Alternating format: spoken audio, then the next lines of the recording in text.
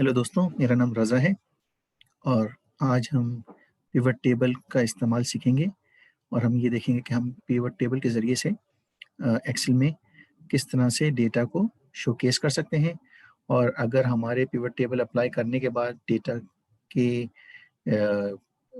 के ज़रिए से प्रेजेंटेशन बनाने के बाद अगर डेटा में चेंजेस आता है तो हम उसको किस तरह से करेक्ट कर सकते हैं। तो आइए लर्निंग शुरू करते हैं। तो सबसे पहले हम ये देखते हैं कि हमारे पास एक डेटा मौजूद है या स्प्रेडशीट मौजूद है और हमें इस डेटा के ऊपर पिवट टेबल अप्लाई करना है। और जैसे कि इस डेटा में मैंने कुछ सवाल ऑलरेडी बना करके रखे हुए हैं कि हमें डेटा से निकालना है कि प्रोडक्ट वाइज सेल्स हमें मालूम करनी है 2013, 14, 15 की, या वेंडर वाइज कॉस्ट हमें मालूम करनी है 2013, 14, 15 की, या लोकेशन वाइज प्रॉफिट मालूम करना है 2013, 14 और 15 का। तो ज़रूरी नहीं कि आपको इतने ही साल का डेटा हो, आप इससे ज़्यादा का भी डेटा ले सकते हैं, 5 साल, 10 साल। लेकिन अगर आप इसको मैनुअली करेंगे तो इसमें आपको काफ़ी सारा टाइम लगेगा। पिवट टेबल ये काम आपके लिए बहुत ही आसानी से और चंद सेकंड्स में या चंद चंद सेकंड्स के अंदर ये आपके लिए बना सकता है। जब हम पिवट टेबल अप्लाई करते हैं, वो हमसे सिर्फ 2 सवाल करता है कि कौन-सा डेटा इस्तेमाल करना है और आपको आंसर कौन से सफ़े पे चाहिए, क्या या कौन-सी स्प्रेडशीट पे चाहिए, मतलब सेम वर्कशीट पे चाहिए है या डिफरेंट वर्कशीट पे चाहिए है। तो आइए शुरू करते हैं पिवट टेबल का इस्तेमाल। तो सबसे पहले जब हमें पिवट टेबल यूज़ करना होगा तो हमें इंसर्ट टैब में ये मिलेगा। अब इंसर्ट टैब को प्रेस करके पिवट टेबल का बटन दबा दें। आपने जैसे ही इसका बटन प्रेस किया तो आप ये देखें इसने ऑलरेडी डेटा सिलेक्ट कर लिया है।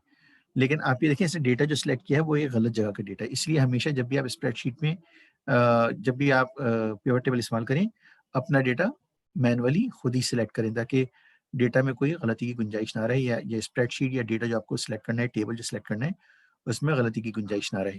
तो सबसे पहले आपने डेटा सिलेक्ट करने के लिए सबसे कॉर्नर पे आ जाइए अपनी टेबल के, और या तो आप माउस के ज़रिए लाइक या तो आप जो है वो माउस का लेफ्ट माउस की प्रेस करें और उसको ड्रैग डाउन करके ऑल द वे राइट पे जा सकते हैं, या फिर आप अपने कीबोर्ड से पहले सेल को सिलेक्ट करने के बाद डाउन एरो की दबाएँ तो आपके डेटा जो है वो नीचे की तरफ कंप्लीट सिलेक्ट हो जाएगा। फिर आप राइट साइड पे जाएँ यहाँ तक कि आप कंप्लीट डेटा को सिलेक्ट कर लें।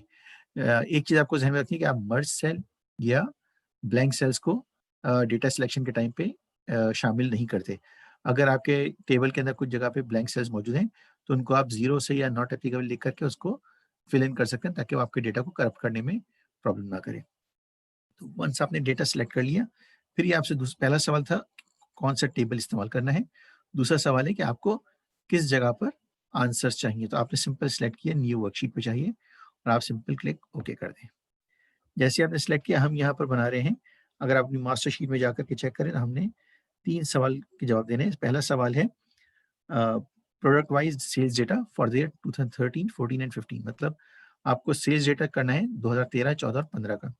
तो अपनी आसानी के लिए सबसे पहले आपको इस शीट को नाम दे देना है सेल्स डेटा, राइट? ताकि आप कन्फ्यूज़ ना हो कि आपने क्या डेटा डिराइव किया है।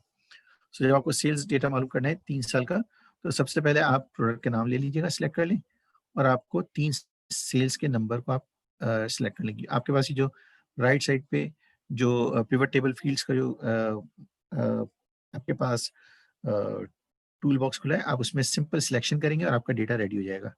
तो हमें सेल्स के नंबर सिलेक्ट करने हैं, तो हमने ये 2013 का सिलेक्ट कर लिया, 2014 का सिलेक्ट कर लिया और 2015 का सिलेक्ट कर लिया। अगर आप देखें मैंने तीनों सालों के नंबर्स को सिलेक्ट कर लिया है। अच्छा, एक चीज़ मैं बताता चलूँ कि अगर आपने सालों को सही से सिलेक्ट नहीं किया, तो ये आपको डेटा में गलती भी दिखाएगा। मिसाल के तौर पे हम पहले ले लेते हैं, मैं आपको अब ये जो डेटा हमने तैयार किया है, इसका मैं चार्ट बना करके आपको दिखाता हूँ, तो आपको आइडिया हो जाएगा। तो जैसे ये मेरा डेटा है, अब मैं इसका चार्ट यहाँ से लेता हूँ, तो आप ये देखें, जो प्रेज़ेंटेशन है, उसके हिसाब से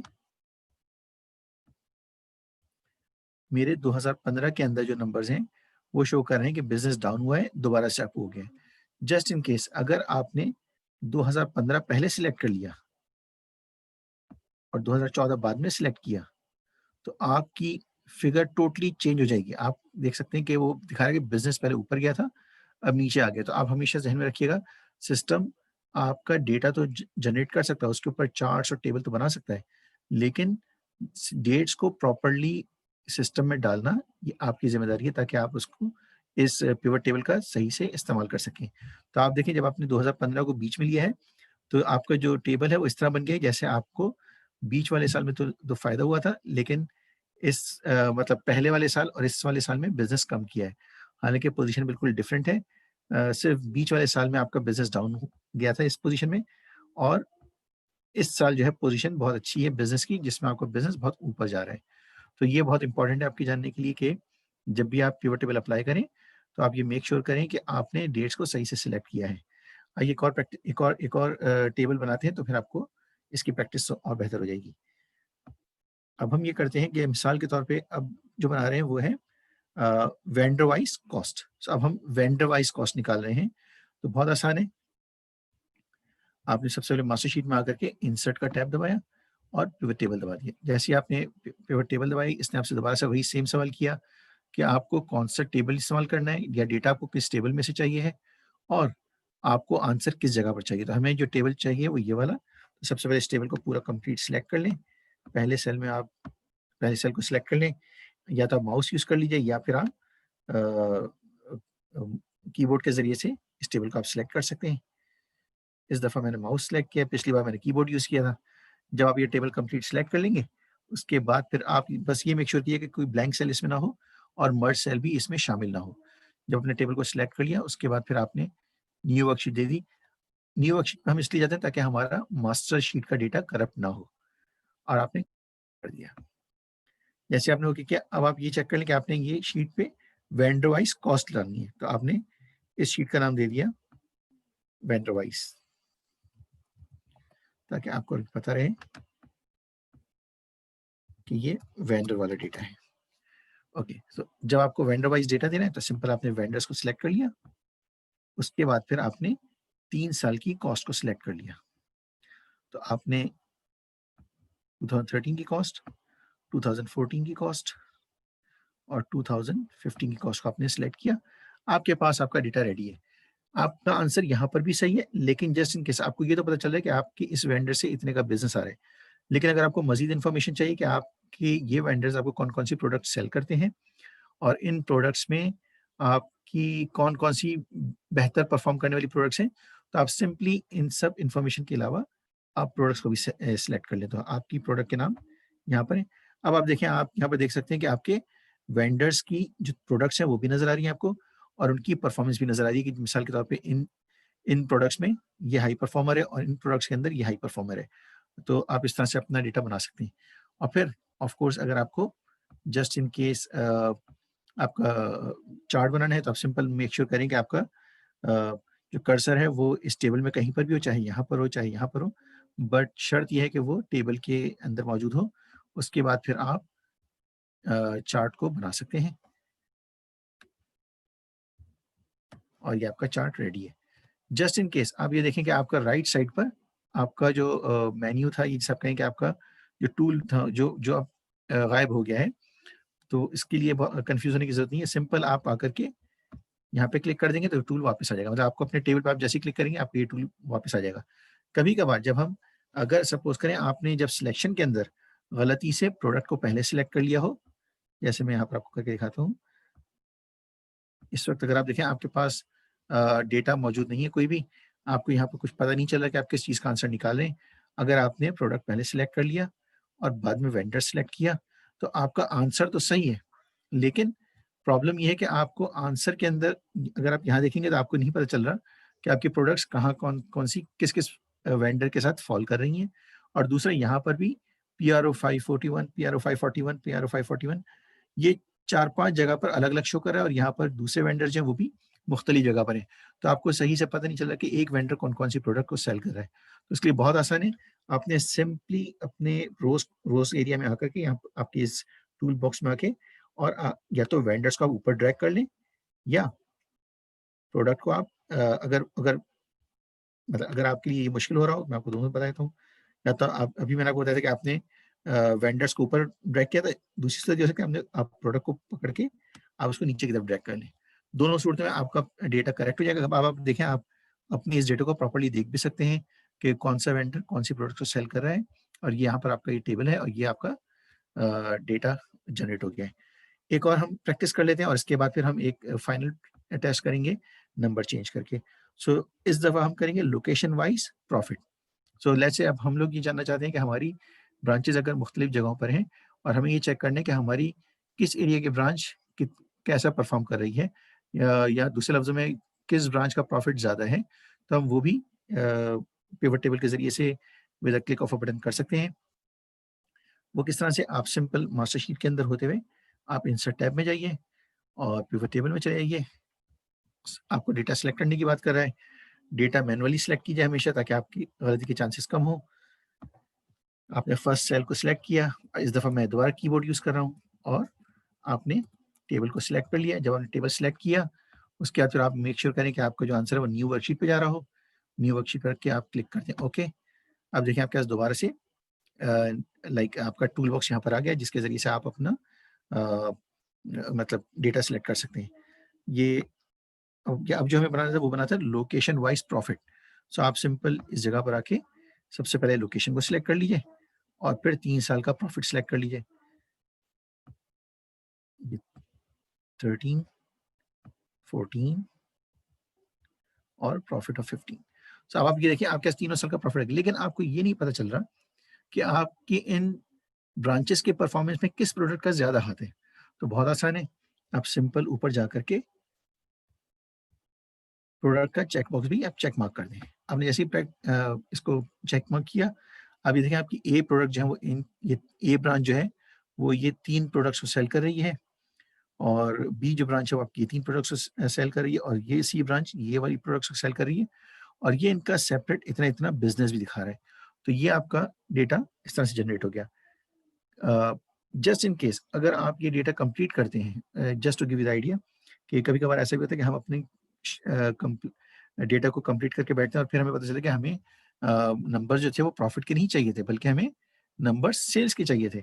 तो अगर ये आपने मैनुअली किया होता तो आपके लिए बहुत बढ़िया एक्सरसाइज रहती, लेकिन अगर आपको पिवट टेबल आपने यूज़ किया तो आपके लिए बहुत आसान है। आप सिंपली तीनों जो चेक मार्क आपने किए प्रॉफिट्स को, आप इसको अनचेक कर दें, और क्योंकि अब आपको सेल्स के नंबर चाहिए हैं, तो आप दोबारा नए सिरे से 2013 की सेल्स को, 2014 की सेल्स को और 2015 की सेल्स को सिलेक्ट कर लें, आपका डेटा रेडी है। और सिंपली आप जो है वो जाकर के चार्ट को जाके क्लिक कीजिएगा। आइए हम चार्ट भी बना लेते हैं इसके ज़रिए से। तो आपने ये चार्ट को सिलेक्ट किया, ये आपका चार्ट रेडी हो गया। अच्छा, अब सवाल ये पैदा होता है, जैसे अभी हमारे पास सिनेरियो आ गया, हम ये डेटा जो बना रहे थे, ये डेटा हम बना रहे थे प्रॉफिट के लिए, लेकिन हमने ये अल्टीमेटली सेल्स के लिए बना दिया। अब अ, सपोज़ ये करते हैं कि एकदम से आपको ख़्याल है कि आपने ये डेटा सेल्स के हिसाब से बनाया है, जो कि गलत है, आपको एक्चुअली ये प्रॉफिट के हिसाब से बना था। अगेन अगर ये आप मैनुअली काम करें तो फिर आपके लिए एक बहुत बड़ी एक्सरसाइज़ बन जाएगी। लेकिन पिवट टेबल आपके लिए ज़िंदगी बड़ी आसान कर देता है। आप सिंपली मतलब क्योंकि इस वक़्त आपको यहाँ पर आपका टूल बॉक्स गायब हो चुका है, आप सिंपली अपने टेबल पे जाकर के क्लिक कर दीजिए, आपका टूल बॉक्स वापस आ जाएगा। आप दोबारा से सेल्स को अनचेक कर दीजिए, और आप नज़र रखिएगा तो आप ये ऑब्ज़र्व करेंगे कि आपका ना सिर्फ़ टेबल अपडेट होता जा रहा है, बल्कि आपका चार्ट भी साथ-साथ अपडेट हो जाएगा। और हमें नंबर्स चाहिए हैं अ, 2013 की प्रॉफ़िट के, 2014 के प्रॉफ़िट के और 2015 के प्रॉफ़िट के। ये देखिए हमारा टेबल रेडी हो गया। आखिरी चीज़ जो मैं आपको बताना चाह रहा हूँ, जो कि बड़ी इम्पोर्टेंट है, कभी-कभार पॉसिबल है कि आपको इसका सामना करना पड़ जाए। तो ये होता है कभी-कभार हमारे साथ कि अ, कभी-कभार जब हम अपना चार्ट वापस ला रहे होते हैं, तो गलती से हमारा कर्सर बाहर हो जाता है, मतलब अपने टेबल से बाहर कहीं पे क्लिक किया हुआ होता है। तो उस समय में क्या होता है, अगर आप यहाँ पर चार्ट लाने की कोशिश करेंगे, जैसे कि मैं आपको शो करता हूँ, तो आपका चार्ट ब्लैंक आएगा। क्यों ब्लैंक आएगा? क्योंकि आपका कर्सर जो था, वो एक ब्लैंक सेल पर था। तो चार्ट हमेशा आपको आपके उस टेबल की इन्फॉर्मेशन देता है जिसमें कुछ इन्फॉर्मेशन हो। जब आपने ऑलरेडी क्लिक जो है वो ऐसी सेल में किया हुआ है कि जो कि टोटली ब्लैंक है, तो आपका चार्ट ब्लैंक आ रहा है। तो ऑलवेज़ रिमेंबर कि जब भी आप इसको मतलब चार्ट बनाएँगे या चार्ट को अपने सिस्टम में लाना चाहेंगे, आप ऑलवेज़ मेक श्योर करें कि अ आपका चा आपका चार्ट जो है वो अ अ, आप आपका जो कर्सर जो है वो आपके टेबल के ऊपर मौजूद हो। अच्छा, अब मैं एक चीज़ और भी अपडेट कर दूँ यहाँ पर टेबल लाने के बाद। लेट्स से आपने अपना सारा डेटा कंप्लीट कर लिया और जब आप सब कुछ कंप्लीट करके बैठ गए, तो आपको ये पता चला कि जो आपकी मतलब आपकी जो मेन मास्टर शीट है, जहाँ पर आपका सारा डेटा अपडेट हो रहा है, वहाँ पर लेट्स से आपके अ, 2013 के नंबर चेंज हो गए या 2014 के नंबर चेंज हो गए या 2015 के नंबर चेंज हो गए। तो मैं कुछ नंबर चेंज कर देता हूँ और फिर हम इसको चेक करते हैं कि उसका क्या इम्पैक्ट पड़ता है। तो इस वक़्त मैं नंबर चेंज कर रहा हूँ 2013 के 2013 की कॉस्ट के, सेल्स के और प्रॉफिट के। तो मैं अपनी आसानी के लिए ताकि हमें ये नंबर्स याद रहें, मैं इसको जो जो मेरे पास वेरोना के नंबर हैं, इसको मैं कर देता हूँ पहले 3000 2013 के नंबर को और सेल्स को मैं कर देता हूँ 4000 और प्रॉफिट को कर देता हूँ 1000। आप ये देखें अब मैंने कॉस्ट कर दिए 3000, सेल्स कर दिए 4000 और प्रॉफिट कर दिया 1000 2013 के नंबर्स को। अब जब मैं अपनी सेल्स के फिगर्स में जाता हूँ वेरोना के अंदर, तो यहाँ पर आप 2013 में देखिए मेरे नंबर जो सेल्स के नंबर है वो 4000 नहीं बल्कि 6800 हैं। ये अपडेट नहीं हुआ। बिल्कुल इसी तरह से अगर आप मेरे वेरोना के नंबर्स को अगर आप कॉस्ट में देखेंगे, तो ये भी अपडेट नहीं हुआ। ये यहाँ पर मतलब 3000 नहीं आ रहा बल्कि 6000 या 5200 आ रहा है। अगर आप प्रॉफिट के नंबर देखेंगे, तो वेरोना के नंबर 1600 शो कर रहे हैं 2013 में, ये भी अपडेट नहीं हुए। तो आप ये देखेंगे मेरा डेटा सपोज़ करें मैं अपना सारा डेटा कंप्लीट करके बैठ गया हूँ, जब मैं अपनी प्रेज़ेंटेशन रेडी करके बैठ गया हूँ और आखिरी वक़्तों में नंबर्स में चेंजेज़ आ जाते हैं, तो इन द रियल टाइम जब अगर अगर आप मैनुअली काम कर रहे हैं तो आपके लिए बहुत बड़ी एक्सरसाइज़ हो जाएगी। लेकिन अगर आपने पिवट टेबल से काम किया है, तो फिर आपके लिए बहुत आसानी है। आप सिंपल मास्टर शीट पे जाइए। मास्टर शीट पे जाने के बाद क्योंकि आपके डेटा में चेंज आया, आपके नंबर्स में चेंज आया है, तो आप डेटा में चले आइए और डेटा में जाने के बाद आपके लिए मैं उन शीट पे सिलेक्ट कर लेता हूँ ताकि आपको पता रहे। आप देखिए वेरोना के अंदर हमने इसको 4000 किया था। ये देखिए ये वेरोना है, हमने सेल्स को 4000 किया था, राइट? तो आपको मैं सेल्स पे रख के दिखाता हूँ ताकि आपको चेंज होते हुए नज़र आएँ चीज़ें। से वेरोना के नंबर 6800 से 4000 किए थे। अब आपने सिंपल यहाँ पर आके डेटा के अंदर आके रिफ्रेश ऑल कर देना है। जैसे आपने रिफ्रेश ऑल किया, ये देखिए यहाँ पर डेटा अपडेट हो गया। यहाँ पर आपका जो चार्ट में था वो भी चेंज हो गया। बिल्कुल ऐसे ही आपने यहाँ पर आके वेंडर में चेक किया, तो आपका वेंडर भी 3000 से अपडेट हो चुका है और जब आपने अपने प्रॉफिट वाले पोर्शन में आके चेक किया, तो वेरोना जो है उसका प्रॉफिट भी 1000 से अपडेट हो चुका है। तो ऑलवेज़ आपके ज़हन में ये रहना चाहिए कि जब आप अगर काम कर रहे हैं और काम करने के साथ-साथ अगर आपने पिवट टेबल पहले बना लिया और चेंजेज़ आपकी शीट में बाद में आए हैं, तो आपको कन्फ्यूज़ होने की ज़रूरत नहीं है। आप रिफ्रेश ऑल करके अपनी इन सारी चीज़ों को, अपने तमाम टेबल्स को दोबारा से अपडेट भी कर सकते हैं। तो और आखिरी चीज़ जो मैं आपको बताना चाहूँगा ऑलवेज़ रिमेंबर कि कभी-कभार जब हम डेटा जब जब हम टेबल वगैरह से मतलब पिवट टेबल को इस्तेमाल कर रहे होते हैं, अगर हम अपनी सीक्वेंस को सही नहीं रखते हैं, मतलब मिसाल के तौर पे जैसे मैंने आपको बताया अगर आपने प्रोडक्ट को अगर ऊपर कर दिया होगा, तो आपका टेबल जो है वो कुछ एब्रप्ट सा हो जाएगा और जितना अजीबो-गरीब सा आपका टेबल नज़र आ रहा होगा, बिल्कुल वैसे ही आपका चार्ट भी होगा क्योंकि आप यहाँ देखें आप अपनी प्रोडक्ट्स के नाम भी नहीं पढ़ सकते। हालाँकि आप ब्रांचेज़ का नाम तो पढ़ रहे हैं एबीसी, लेकिन आपको आपकी प्रोडक्ट्स के नाम नज़र नहीं आ रहे।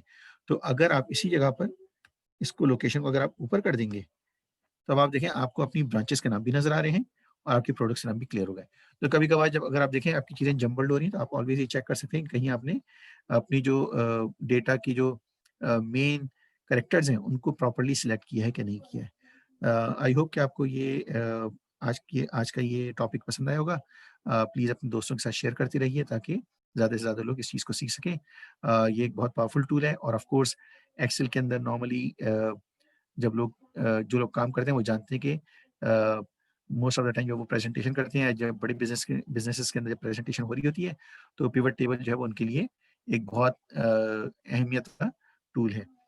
तो आप प्लीज़ इसको खुद भी प्रैक्टिस कीजिए और दूसरों से भी शेयर कीजिए ताकि ज़्यादा से ज़्यादा लोग इसका फ़ायदा उठा सकें। तो नेक्स्ट टाइम हम एक नए टॉपिक के साथ हाज़िर होंगे। Thank you. Have a good day.